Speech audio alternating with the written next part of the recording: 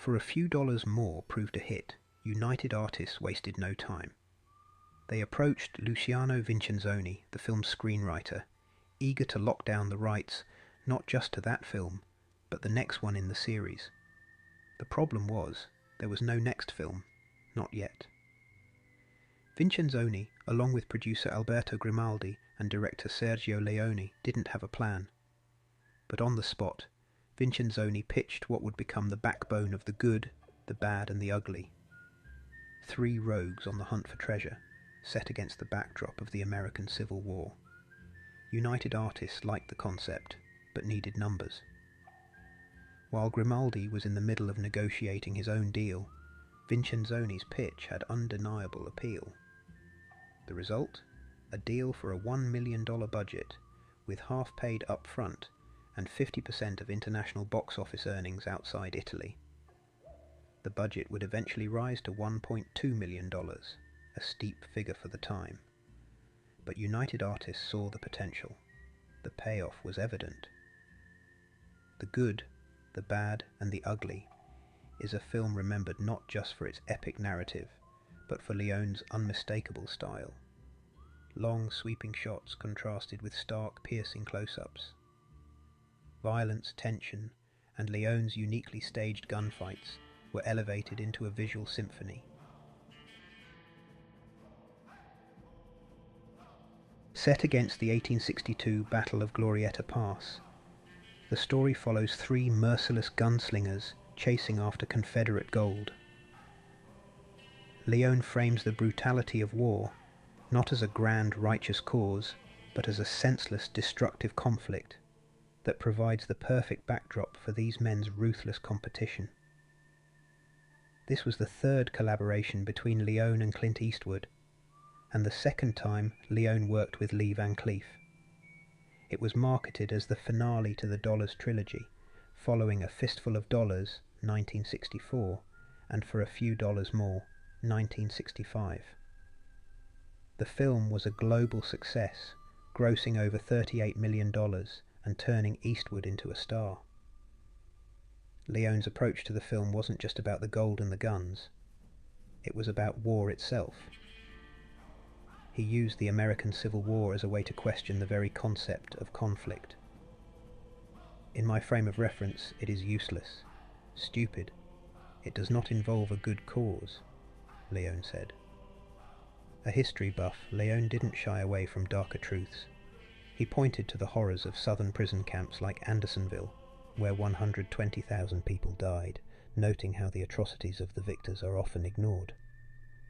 This informed his creation of the grim Batterville camp, where Blondie and Tuco are imprisoned, a reflection of Andersonville's brutal history. Production started in May 1966 at Rome's Cinecittà Studios, with the opening scene between Blondie and Tuco setting the tone. From there, the crew moved to Spain, filming near Burgos and Almeria to stand in for the American Southwest. The production was bigger, more complex, with large-scale sets, a town under cannon fire, a prison camp, and a Civil War battlefield. For the film's famous finale, a Roman circus-inspired cemetery with thousands of gravestones and crosses was constructed by hundreds of Spanish soldiers. The film wasn't without its challenges. During the bridge explosion scene, all 3 cameras were destroyed, forcing a reshoot. Top cinematographer Tonino Delli-Colli was brought in to heighten the film's visual drama, and Leone once again teamed up with Ennio Morricone for the score. Leone's instruction for the final showdown music was clear. It should feel like the corpses were laughing from inside their tombs. Delli-Colli's swirling camera work and Leone's tight close-ups created what he envisioned as a visual ballet. I've absolutely been blown away watching the Sergio Leone's Dollars trilogy, though calling it a trilogy is a bit of a misnomer. The so-called Man with No Name trilogy was a marketing concoction dreamed up to package the films for American audiences when they were all released stateside in the same year. The idea of Eastwood as this nameless anti-hero is part of the myth, but it falls apart when you realise he does have a name. In every one of these films, he's given a different name, because, surprise, he's not actually the same character.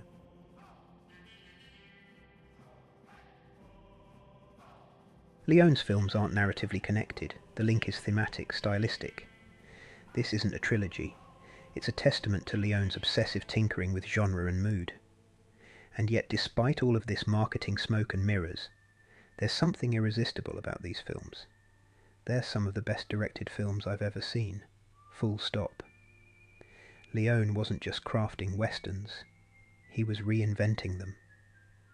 He had the audacity to strip down the genre and rebuild it from the dust up.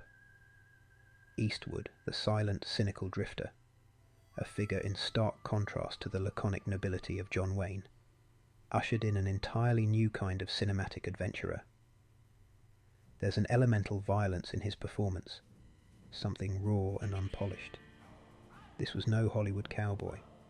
Leone, through Eastwood, carved out a niche where cynicism could flourish. These films are visually and tonally iconic because they take pleasure in their grimness. After watching The Good, the Bad and the Ugly again, I couldn't help but notice the deep imprint Leone has left on directors like Quentin Tarantino. Tarantino didn't just homage Leone, he idolized him, frame by frame. Watching this film, you can see the template for Tarantino's career, especially in Inglourious Basterds. Lee Van Cleef's slow, deliberate entrance into the house at the start of For a Few Dollars More is, without question, the same opening we get in Bastards. The calm before the storm, the tension almost unbearable as it stretches out like a rubber band about to snap. Even the film's structure, a series of loosely connected set pieces that accumulate into something greater than the sum of their parts, echoes throughout Tarantino's work. Ennio Morricone's score is amazing.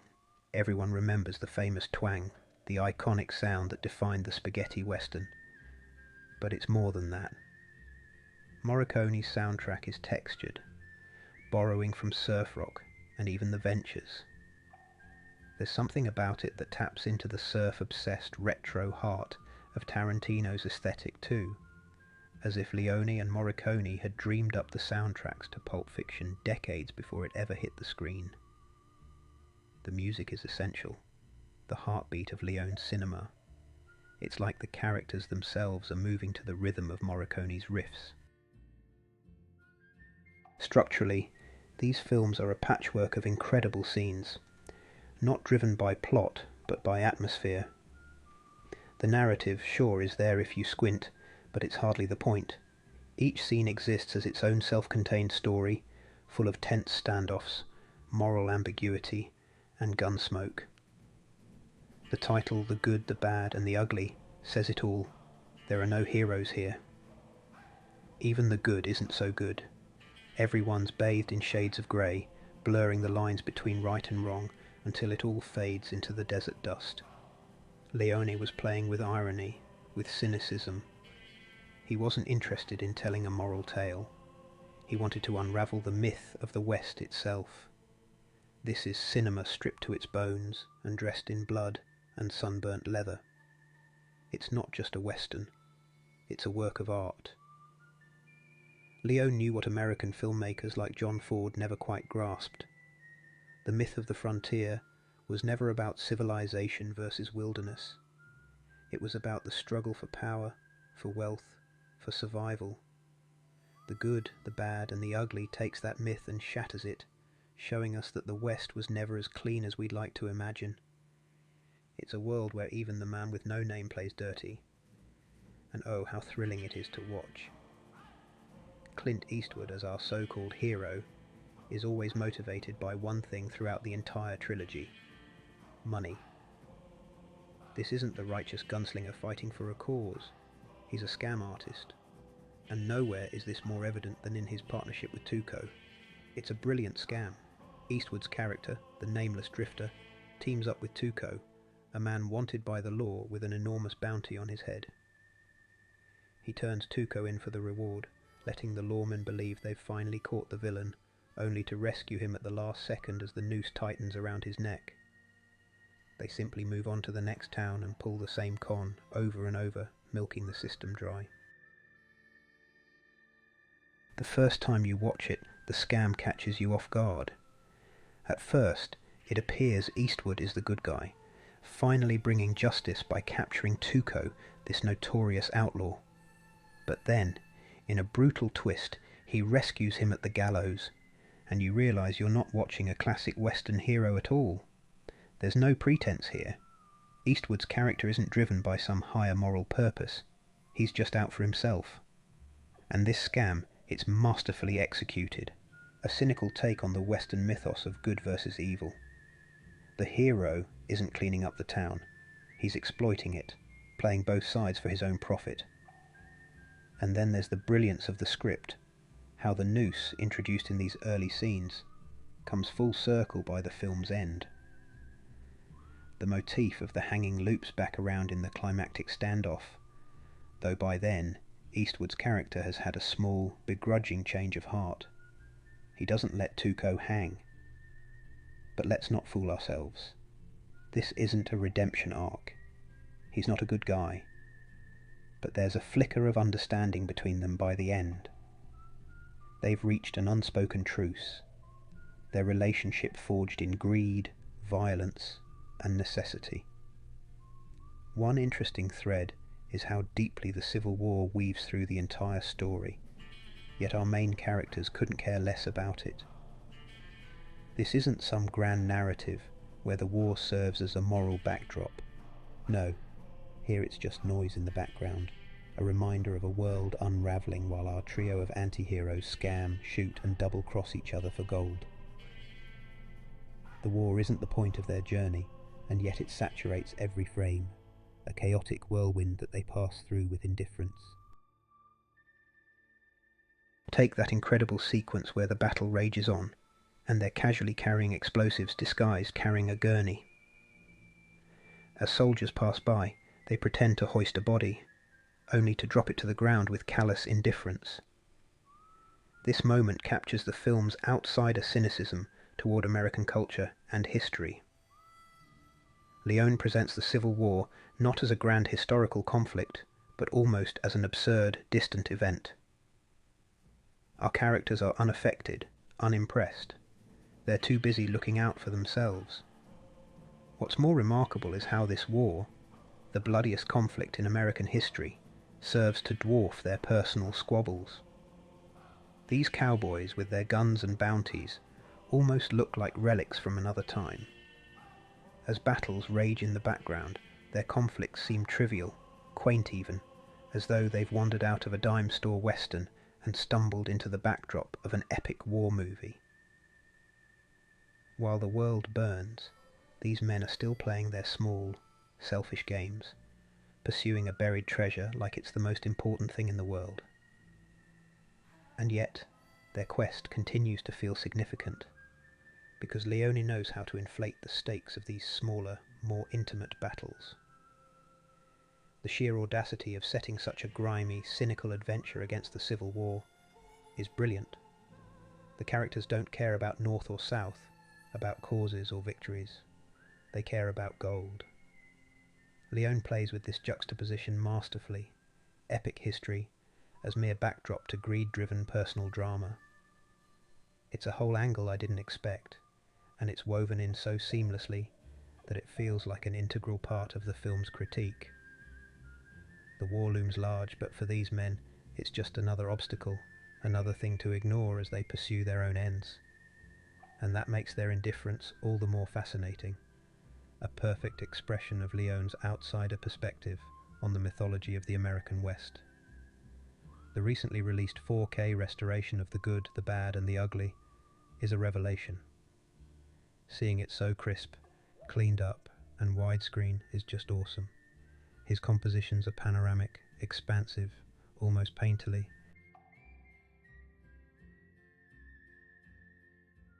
But what's fascinating about Leone is his constant subversion of what you expect in a Western.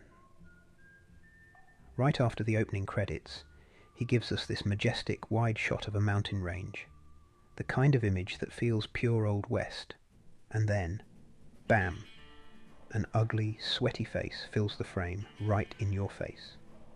The human face has never looked sweatier, dirtier, or more battered than it does in this movie. Leone's love for the close-up is unparalleled. You're constantly confronted with squinty eyes, sun-baked skin, and twitching brows, all in unnerving detail. Clint Eastwood's face, practically a character in itself, becomes this stark, rugged landscape that Leone relishes in capturing. And that's where this film leaves its mark on the genre. Leone didn't just borrow the conventions of the Western, he reinvented them. The extreme close-ups of the eyes, the way he frames the gunfights from the hip, all of that has become cliché now. But in Leone's hands, it still feels fresh. The showdown, a moment that's become one of the most parodied in cinema, here is played with such precision and intensity that it transcends the familiar. Even knowing what's coming, you can't help but be on the edge of your seat. Tuco is undeniably the best character in the good, the bad, and the ugly, despite the fact that it's marketed as part of the Man with No Name trilogy. Sure, Clint Eastwood's stoic gunslinger is iconic, the quintessential Western hero, but this movie belongs to Tuco. Eli Wallach's performance is so vivid, so unpredictable, that he ends up stealing the show from Eastwood at every turn. There's a scene where Tuco goes into a gun shop and starts casually assembling a revolver from the parts of various guns. It's such a bizarre little moment, almost like an aside from the main narrative, but that's what makes it fascinating. Leone lets Tuco just exist in this space, fiddling with firearms, and somehow it's captivating. It's a reflection of how well Wallach embodies the character, so much so that you're happy to watch him just tinker with guns for a few minutes. The fact that he knows so much about them is an interesting detail that adds dimension to him. Sure, he's a fool, but there's a certain level of cunning behind that, a craftsman's knowledge of his tools. That's what makes Tuco so compelling. He's a deeply flawed, almost tragic character, but he's so watchable because of those flaws. He's a bad guy, sure, but not in the clean-cut way of Angel Eyes, who is just a cruel, ruthless villain. Tuco is more complex. He'll double-cross anyone for his own gain, but he's also too dumb to be truly dangerous. There's something pitiful about him, a kind of pathetic quality that draws you in. He's like a criminal who's never quite good enough to pull off his schemes. It's a unique dynamic for a main character. He's conniving, but not competent enough to fully succeed, which makes him endearing in a strange way. One of the best examples of his character comes in that scene where he reunites with his brother, a priest. It's a powerful moment that, on the surface, doesn't advance the plot at all. It's just a brief interlude, a chance to dig deeper into Tuco's psyche. We see his bitterness, his resentment, as he accuses his brother of becoming a priest because he was too cowardly to choose the life Tuco leads. It's clear that Tuco carries a lot of pain and disappointment, though he covers it up with bravado, and the way his brother looks at him, quietly judging, without saying much, speaks volumes. It's one of the rare moments where we see Tuco stripped of his schemes and bluster, exposed as this deeply flawed man who has made terrible choices. That's what makes him so much more interesting than Angel Eyes, or even Eastwood's character. He's not just the ugly in a superficial sense. He embodies the ugliness of human nature. Greed, pettiness, pride, all tangled together in this fascinating, tragic figure. Wallach plays him with such charisma that, even though he's technically a villain, you can't help but root for him in some twisted way. By the end of the production, Eastwood had had enough. Leone's visual eye, his need to shoot scenes from every possible angle, his obsession with detail, wore the actors out. After filming wrapped in July 1966, Eastwood made it clear he wouldn't work with Leone again. When Leone flew to Los Angeles in 1968 to offer him the role of harmonica in Once Upon a Time in the West, Eastwood declined, marking the end of one of cinema's most iconic partnerships.